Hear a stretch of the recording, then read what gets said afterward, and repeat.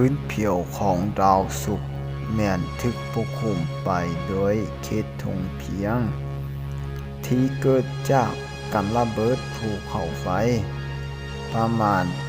80% ของพื้นที่ทั้งหมดส่วนที่เป็นที่สูงมีน้อย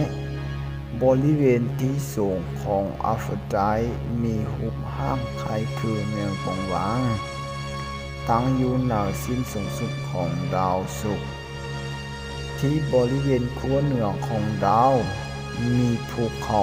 ขนาดยาวชื่อว่าเมกวิโอมันเตสซึ่งมีความสูง 11 กิโลเมตรสูงกว่าภูเขาอีเวอเรสต์ 2 กิโลเมตรและมีพื้นผิวแข็งทัศนวิสัยถึงพื้นดินจะมีลักษณะมืดคล้ายกับเวลาเกิดหัวค่ำในโลกหากเฮาย่างในดาวศุกร์จะคล้ายกับย่างเต้าน้ำลึก1 ไมล์หรือ 1.6 กิโลเมตรพร้อมบรรยากาศมีความกดดันสูง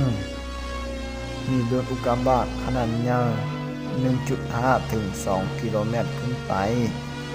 และถ้าสิ่งของน้ำหนักในโลก100 กิโลกรัมไปอยู่ในดาวศุกร์จะแม่น 91 กิโลกรัมพื้นผิวส่วนใหญ่ของดาวศุกร์แม้นถึกปกคลุมด้วยหินภูเขาไฟขนาดยาวหลายแห่งและพบร่องห้อยกันหลายของลาวา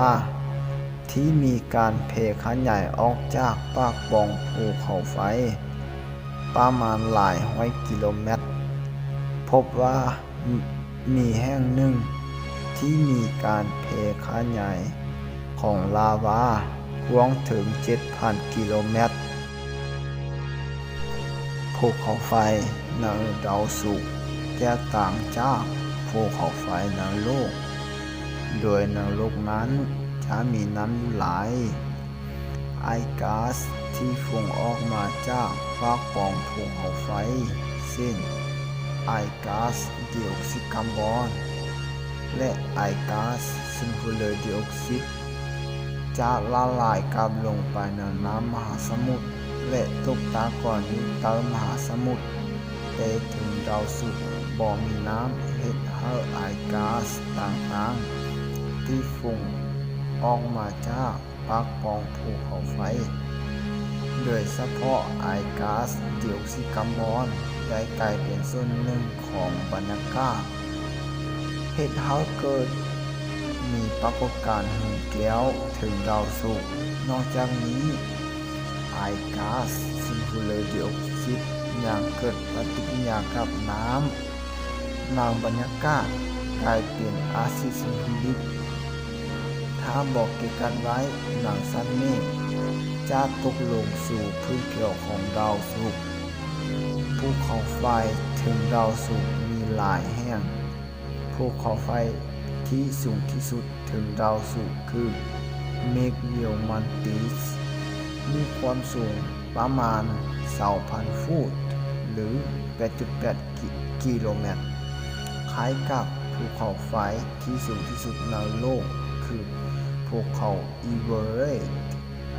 ภูมิประเทศถึงดาวศุกร์มีฝุ่นไอกมมันทันเพราะอดีตมีการประทุมภูเขาไฟได้สงบลงเมื่อ300-500 ล้านปีที่ผ่านมาและทงเพียงถึงดาวศุกร์คืออีสตาเตรามีขนาดเกือบ 6,000 ไมล์หรือ